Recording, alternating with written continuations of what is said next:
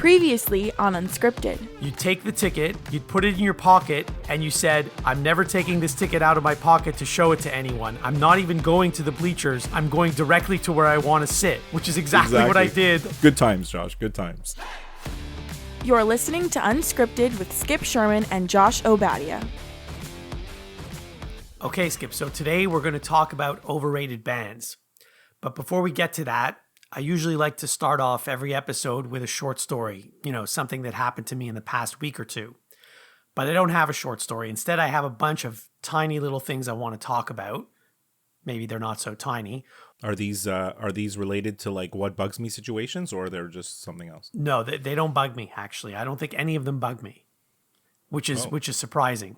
Most of them, if not all of them, are related to baseball in some way, shape, or form. So, unless you've been living under a rock, you obviously heard about Shohei Ohtani this week. So, he had an insane game where he hit 3 home runs and he went 6 for 6 and 10 RBIs and 2 stolen bases, which some people are saying is the best single performance by one player in a game of all time, which is debatable because, you do recall that Reggie Jackson did hit 3 home runs in a World Series game, and that's kind of more important than a regular season game, but Kind of. But I looked at all the, I researched it when these claims were made, and I started to look at all the greatest games. And yes, the importance of the game and the Reggie Jackson, obviously that's huge. But there's been 10 RBI games before. I think maybe the record is 12. There's been many 3 homer games. There's been 4 homer games. But 6 for 6 is what puts this one maybe over the top.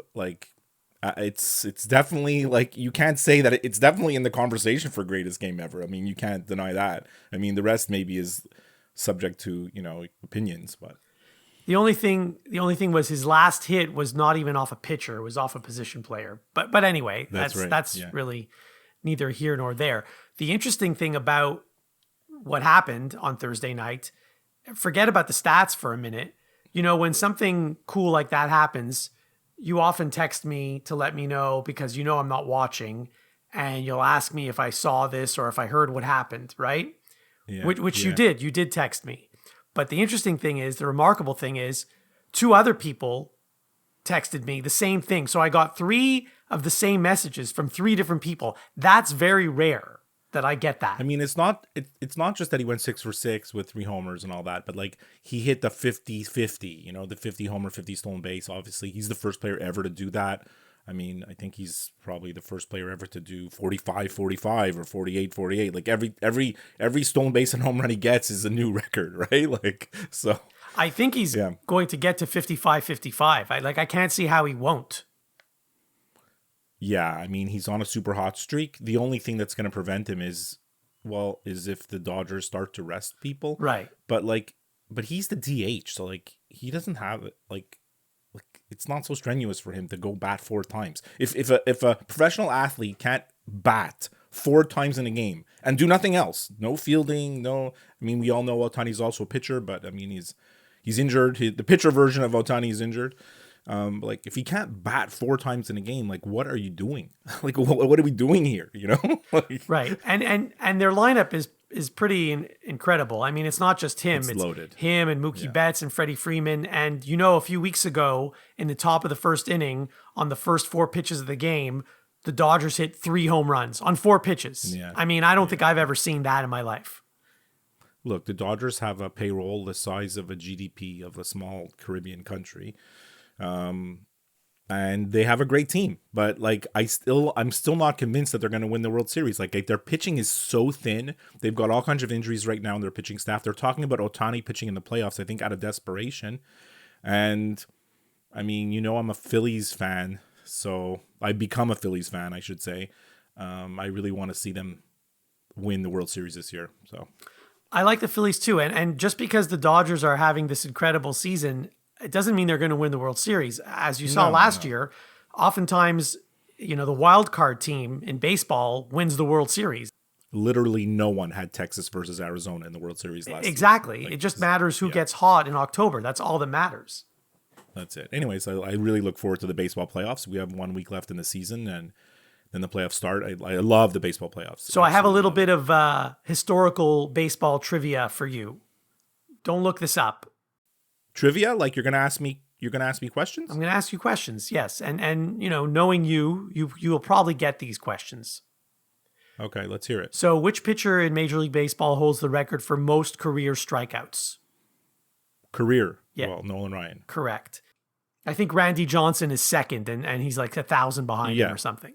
When Nolan Ryan got his 3,000th strikeout, it was like the same season or within a season of when Steve Carlton also got his 3,000th strikeout. And at one time, those two guys were basically tied.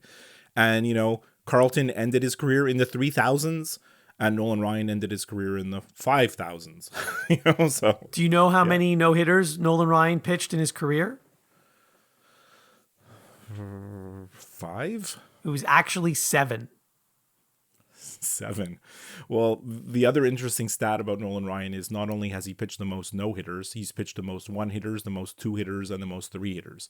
He also walked the most people, but that's another story. Right. Yeah. And do you know how many Cy Young awards he won in his career? Yes, 0. That is correct. This I know. And when I heard that, I was floored, actually.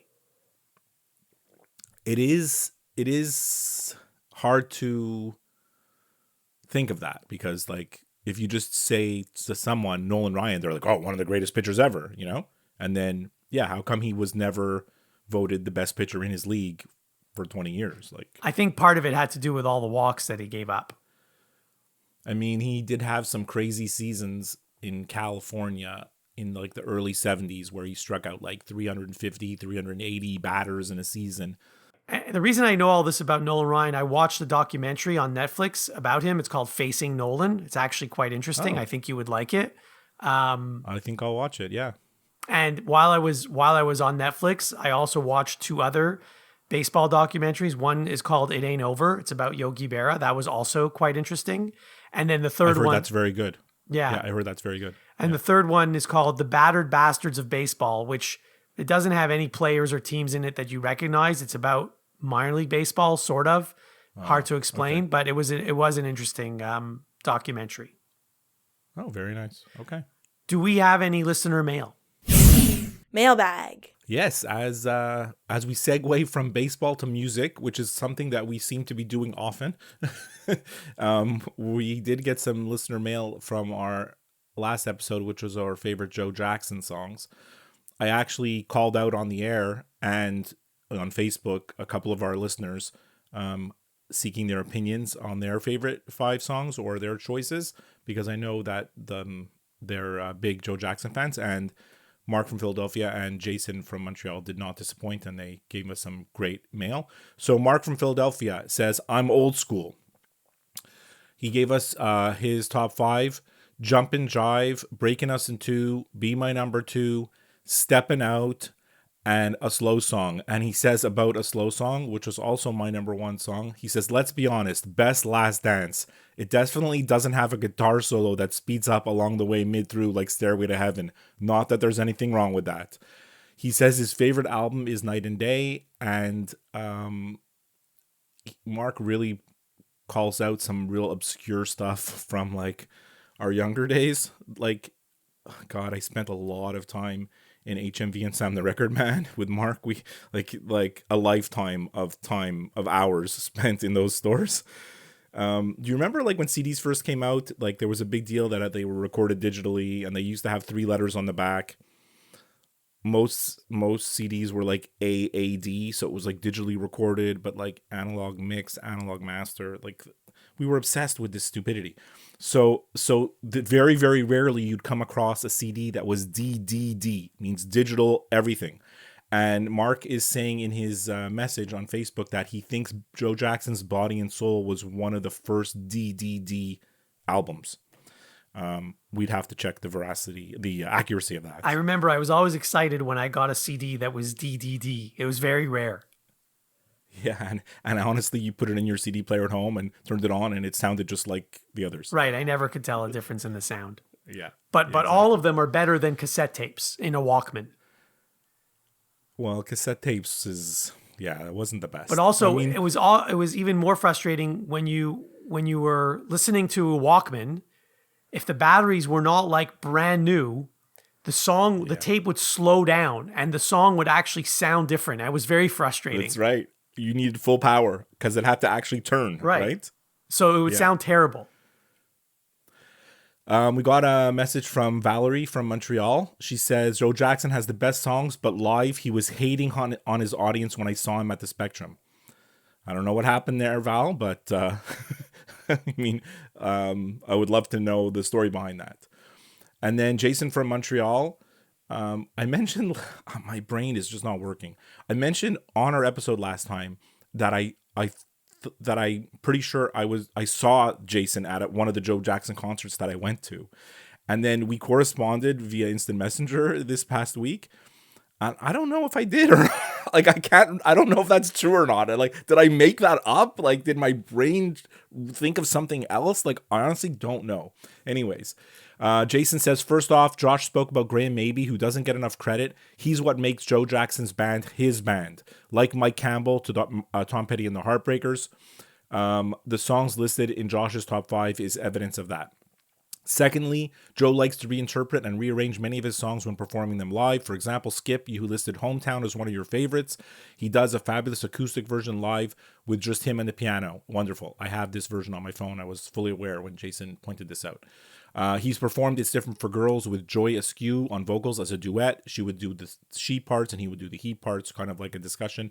He says, I could go on. For the casual fan who wants to delve into some deeper tracks, here are my top 5 in no particular order. Not Here, Not Now, Happy Land, Only the Future, Evil Empire, and The Other Me. And he says that the album Night and Day 2, which came out in 2000, is a great album, all themed around New York City. He says it's brilliantly written and very underrated. So thank you very much for all those mails from everybody. Okay, we'll be right back after this to count down our most overrated bands. You're listening to Unscripted. I'm Joseph DeMedictis. And I'm Ross Acetrullo. And we're doing this podcast so we don't have to go home and get a real job. Exactly. That's right. And we're doing it to tell you about our pursuit of the dreams we've had since being a kid, being young, trying to get into the entertainment industry. Us, we're mid-career, sort of. We're kind of halfway broken in a way. But we both have these big dreams and big goals. Aspirations, really. For our careers. Yeah. Exactly. Yeah. This podcast is about the journey through the industry, trying to make it, but trying not to have to give up. So listen to our podcast on all the places you might listen to a podcast. Apple Podcasts, Spotify. We have our own YouTube channel where you can watch the video version. All the links can be found at you'llnevermakeit.ca. Here's hoping we do. And now, back to Unscripted. Okay, Skip, we're back. So I texted you this week. You texted me saying, hey, what's the topic for the next episode? And I texted you back with like a few choices. One of them was most hated or overrated bands. Now, this is a topic that I've texted you probably 3 or 4 times over this past year. And every time you actually you never even replied about it. You didn't say, I don't want to do it. You didn't say, I want to do it. You just like ignored it. And and I took that as like, I guess Josh doesn't want to do this topic. No problem. Like, we have a list of topics, you know, no big deal. But I threw it out there again. And then you didn't reply to the next day. I felt your brain moving. Like, I felt that you were mulling it over in my phone, you know? I didn't have the 3 little dots like that you were replying, you know? I didn't have that. But like the fact that you wrote me, I wrote you back, you wrote me, I wrote you back, and then it was silence. It's like the conversation just kind of ended. It was like, okay, Josh is thinking about this. And then the next day you're like, okay, overrated? I said, yeah, overrated. You're like, okay, let's go for it.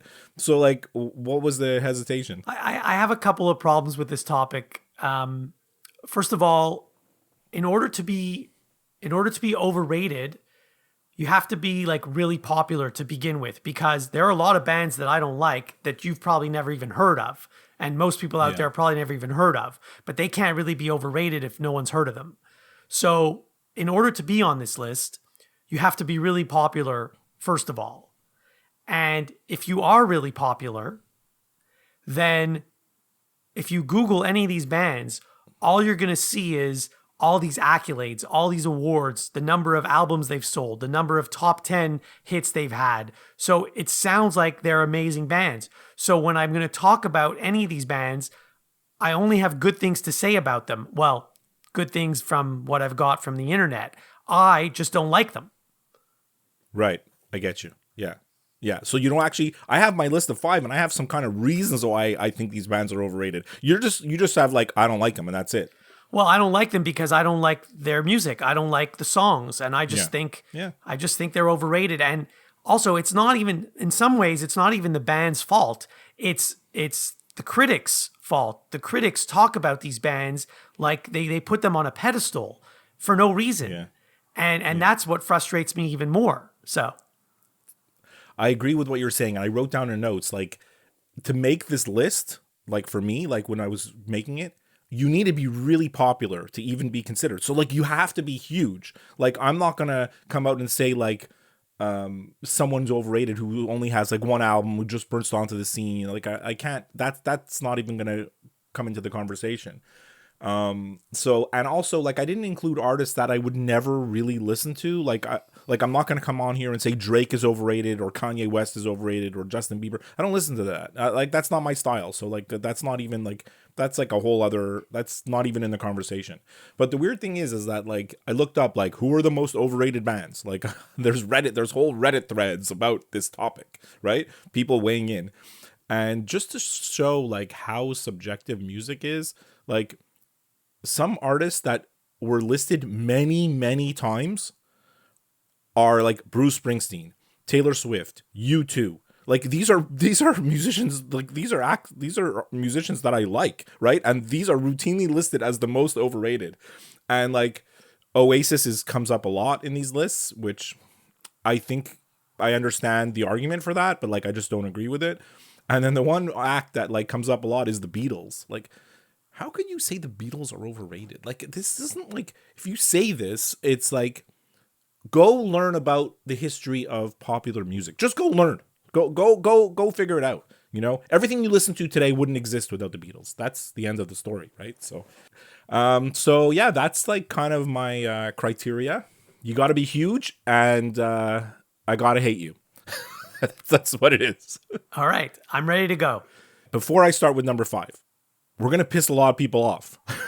Yes. because for example, like for sure my 1 and 2, like these bands have like huge followings with legions of fans and 50 years of history, and you know, like this is like I'm gonna be like angering people, which I guess is what it's gonna be. So that's okay. yeah. You're entitled to your opinion. I'm entitled to mine, and the listeners are entitled to theirs. Yeah, and you know what our number 1 rule is? Our rule's our show. Right. No one's paying us to do this. We're not part of a conglomerate network or something where we have to abide by their rules. Yeah. Like we don't have to put a disclaimer says the opinions on this podcast are those of the host and not of XYZ Corporation. There is no XYZ Corporation. They are our opinions. Correct. Number 5. All right. So number 5 for me, Bon Jovi. Good choice. Oh, good. I'm glad. Like they've been around since like the mid 80s.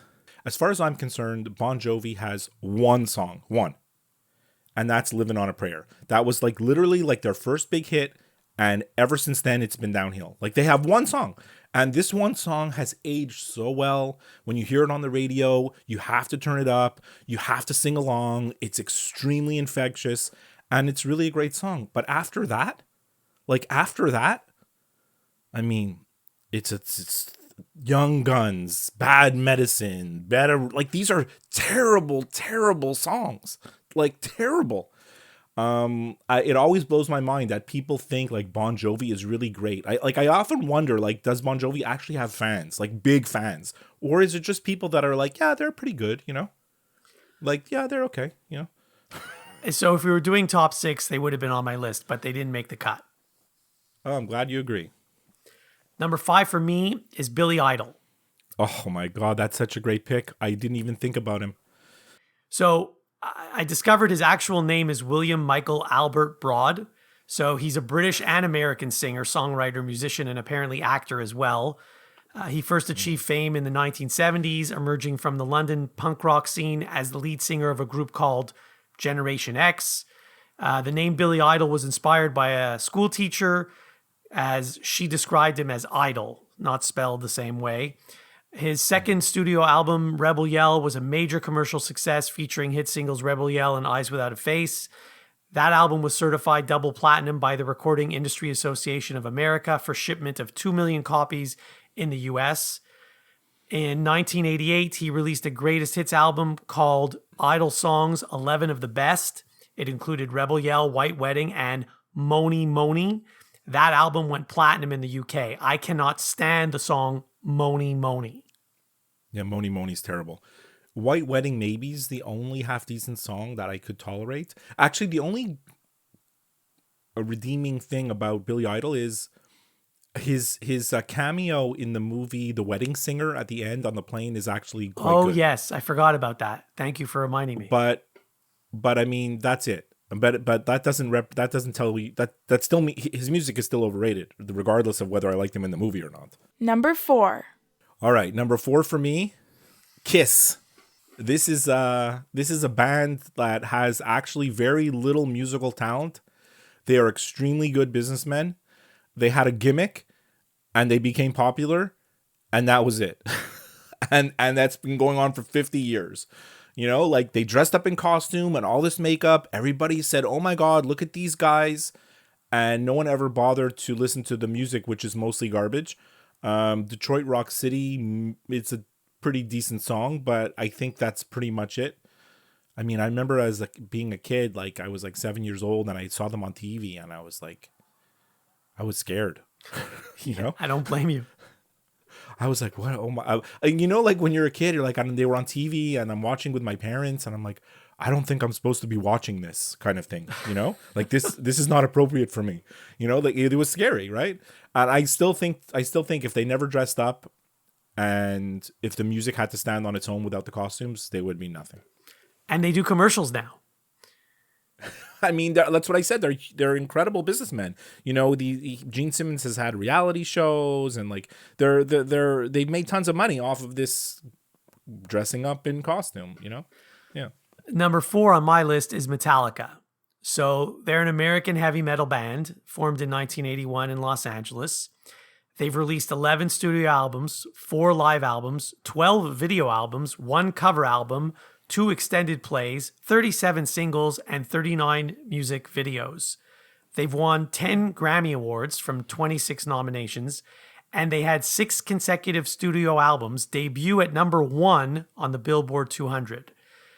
They rank as one of the most commercially successful bands of all time, having sold more than 125 million albums worldwide. They've been listed as one of the greatest artists of all time by magazines such as Rolling Stone, which ranked them 61st on its list of 100 greatest artists of all time. And they are the 3rd best-selling music artist since Nielsen SoundScan began tracking sales in 1991, selling 58 million albums in the United States. But I have no interest in any of their music. I mean, they're very, very popular and very respected. They took the heavy metal genre and brought it to like more mainstream. It was like Enter Sandman, right? That was the song that was like kind of... Yeah, that's the song they play when a reliever comes into a baseball game. Exactly. Like that song broke through from like the heavy metal into the regular rock radio play. But yeah, I kind of agree with you. Like, I don't know if they're overrated or underrated, but like I just never could get into their music. I just find it like not pleasing to listen to. You know, like I just can't. I mean, it's just, I just don't. And then, you know, as a Montrealer, the one thing that you do know about Metallica is that they opened for Guns N' Roses one time at a concert at the Olympic Stadium, and a terrible accident happened. One of the band members like caught on fire. There was like an accident, and so like the concert was canceled, and then all the Guns N' Roses fans just had like a mutiny. You know, like they just went crazy, like, and it was like a riot. So that's my lasting memory of Metallica and Guns N' Roses too. Number 3. So number 3 for me is Nirvana, and I think you probably knew that they were going to be on this list for me. Yeah, I know you've mentioned that you don't really like them. I mean, they only have like 3 studio albums. Actually, really just 2. Like the third one is like a demo that got released sort of after the fact. Obviously, Nevermind is a huge album and it's incredibly influential. I do respect them for that and what they did for the whole era of like the grunge, and I mean it was a part of the culture. They were really part of the culture. But like In Utero, their second album is like basically like unlistenable. It's so terrible. And like I always wondered, like, if Kurt Cobain didn't die, like what would have happened? Like would they have continued to release a bunch of crap? Like would like we don't know what the future would have held for Nirvana, but like the trend after In Utero was so terrible that like I just wonder like what they could have ever recorded. Like would they have ever made something good again? And we'll never know. Like Neil Young says, it's better to burn out than to fade away, and Kurt Cobain proved that. Yeah, I hear what you're saying, but also they did sort of help pave the way for the grunge scene. You know, bands like Green Day and Smashing Pumpkins and The Offspring, and the list goes on. And that's all the kind of music that I like now and then. So in that sense, they were influential. You maybe didn't like their music, but they were influential. Got it. I get you. So number 3 on my list is Nickelback. So I do feel a bit bad for Nickelback. I do feel a bit bad putting them on my list because they do get treated poorly in social media. So they're a Canadian rock band formed in 1995 in Alberta. They are one of the most commercially successful Canadian rock bands, having sold more than 50 million albums worldwide. In 2009, Billboard ranked them the most successful rock group and the 7th most successful artist of the decade. How You Remind Me was the best-selling rock song and the 4th best overall. In 2023, Nickelback was inducted into the Canadian Music Hall of Fame. I just don't like their music. That's all. I mean, if you like it, that's great. I don't, and that's just how I feel. They are the butt of so many jokes. Like it's just crazy, like the abuse that they get. It's true. They are. I did like the song "How You Remind Me." What is it called? That's what it's called. How You Remind Me. I did like that song when it came out, but after that, I never really paid attention to Nickelback other than people just make fun of them. Number 2. All right, number 2 for me. This is where I start to get people getting mad at me. Well, I think they already are. And number 2 for me is Rush. I mean, I know this can probably anger a lot of Canadians. They're like an iconic Canadian band. I just could never get into them. I really tried. Like I had friends in, late teens, early 20s, listen to this. And I had some CDs at one point, and then I sold them or traded them. Like I just couldn't get into them, like the thing with Rush is like people are like, oh, they're a musician's band. If you're a musician, you'll love them. You'll hear all that's going on in the songs. It's incredible. But like, I'm not a musician, and like most fans are not musicians, right? So like, I just find their songs like hard to listen to. And like my lasting kind of stereotype fan of Rush is the guy from the Goldbergs. What is his name? Do you know? Like, I don't know his name, but I know who you're talking about. He's a recurring character that's on the Goldbergs almost all the time. I mean, he's in every episode because he's like the idea is like he's been in high school for so long, he never graduates high school. Right. He just keeps coming back. Yeah. And in every episode, he pretty much wears a Rush t-shirt. Like, yeah, that's like my feeling about Rush. It's like they have legions of fans, but like, who cares? And actually, it's impressive that they mention Rush on an American sitcom because they're a Canadian band. So I don't think they're overrated. I don't love Rush, but I don't think they're overrated. I think they're rated exactly where they should be. All right, that's good. Number 2 on my list is, you mentioned them actually, Guns N' Roses. So Guns N' Roses, they're an American hard rock band formed in Los Angeles in 1985. The band was formed as a result of a merger between 2 local bands, Hollywood Rose and LA Guns. Welcome to the Jungle and Paradise City both became top 10 singles, with Sweet Child of Mine becoming the band's only single to reach number 1 on the Billboard Hot 100. The album sold approximately 30 million copies worldwide, including 18 million in the United States, making it the country's best-selling debut album and 11th best-selling album. Their next studio album, GNR Lies, reached number 2 on the Billboard 200, sold 10 million copies worldwide, including 5 million in the US, and included the top 5 hit Patience. But again, I don't like their music. I don't like their sound, and I have no interest in them. I just think they're very overrated. I mean, I remember when like Sweet Child of Mine came out, I was like obsessed with the song. Like just thought like, who are these guys? Like the sound was amazing. Axl Rose, like he was different, and like I really, really love Sweet Child of Mine. But like I see where you're going from, like where you're coming from, because it's like after that, it's been a lot of not so good. Like they're not like the type of band. Like I won't listen to any Guns N' Roses song really, except for Sweet Child of Mine, to be honest. Yeah, I guess that's the proof that they are overrated. Yes. Number 1. All right, I'm at number 1. So the reason why I texted you 5 times wanting to do this topic is because I knew who my number 1 was. It's a band that I can't stand. And that's Aerosmith. They're literally the reason why I wanted to do this list. I just want to tell you how much I hate Aerosmith. So like, you don't realize like how long they've been around. Like they've been around forever, right? Like 2 of their most famous songs, like Sweet Emotion and Dream On, like those came out in 73 and 75. Like that's a long time, and they've been around all this time since. And Sweet Emotion and Dream On, like they're okay. Like I can tolerate them. But then after that, it's the collection of like literally the worst songs ever written. Like literally like no songwriting ability at all. Walk This Way, Dude Looks Like a Lady, Love in an Elevator, Crazy, Crying. And then the worst of all is the song from the soundtrack of Armageddon, which is I Don't Want to Miss a Thing. That's the worst. Like I can't listen to Aerosmith. And then I told you, like, I think Dream On and Sweet Emotion are like okay, but like what bugs me about those songs is that it doesn't even sound like Steven Tyler is singing those songs when you hear them. Like the Steven Tyler that you know now, and if you hear Sweet Emotion, that doesn't sound like him. Like I always wonder, I'm like, how overproduced is this, and what did they do to make him sound like this? So that's like a second phase of why I think they're overrated, like just like the production. And they're also first alphabetically.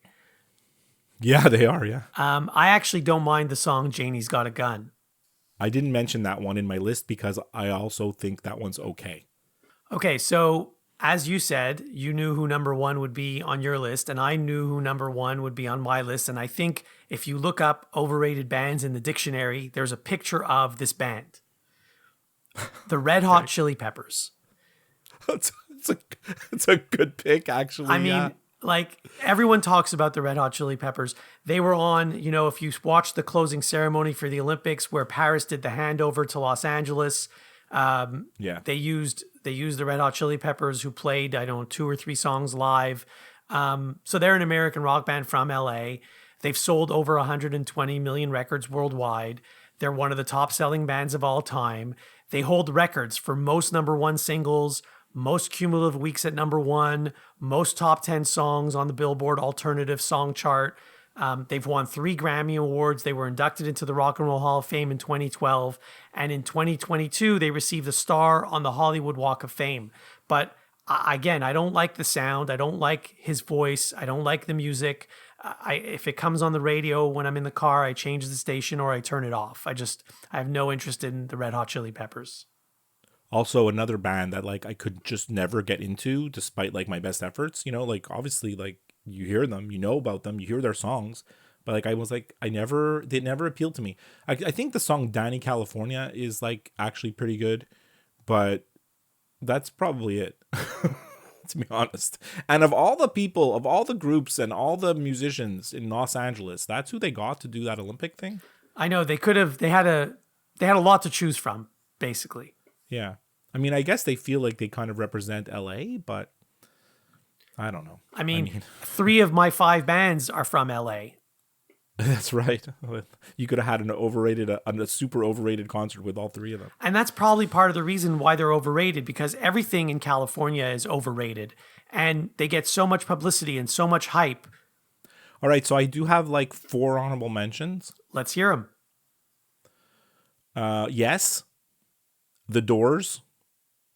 That I was reluctant about that because there's like 1 or 2 Doors songs that I think are actually like up there in like the greatest songs. But anyways, the Cars. I never understood the like what. I get it. Like the Cars are like they were popular. They had some hits and whatever. But like they're so revered as like some kind of like great band. I'm like, they're just a band that was like had some songs. You know, like I didn't get it. And then a late addition that I only added this morning because I heard them on the radio yesterday is Steely Dan. I actually probably could have put them in the list. Like they're also like one of these musicians bands that like people are like, oh yeah, you listen to the bass, listen to the arrangement, listen to how great it is. And I'm like, okay, like I never got into them. Yeah. I agree with the Doors on your list. So my honorable mentions are Bon Jovi, The Scorpions, Motley Crue, Iron Maiden, Kid Rock, and Machine Gun Kelly. Machine Gun Kelly, like you listen to him? No, I don't. But when I went to Osheaga one year, there's like a million different bands there, and you're sort of stuck, listening to all of them. And Machine Gun Kelly was one of them.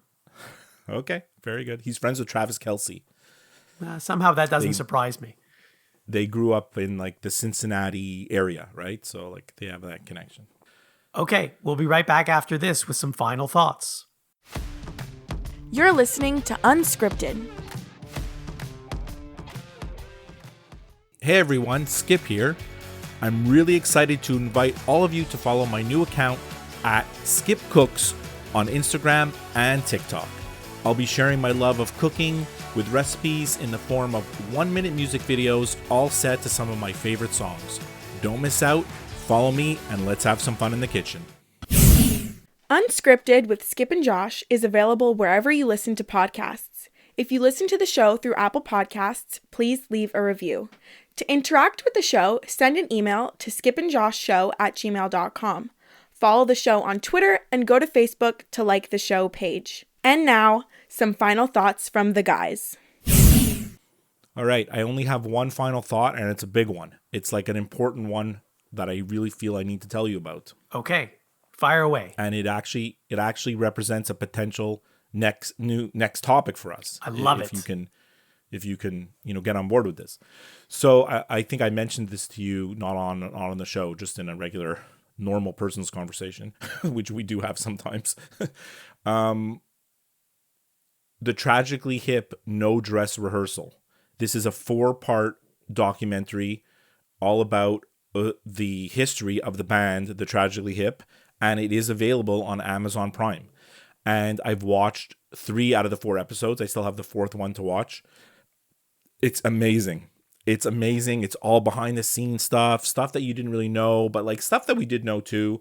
And just like, there's so much like video and footage and photographs like from the era, like that's just so incredible. Like even them in high school, when they formed, and it's really, really great. I absolutely loved it, and I liked it for me too. Like it represents like such a, when they're.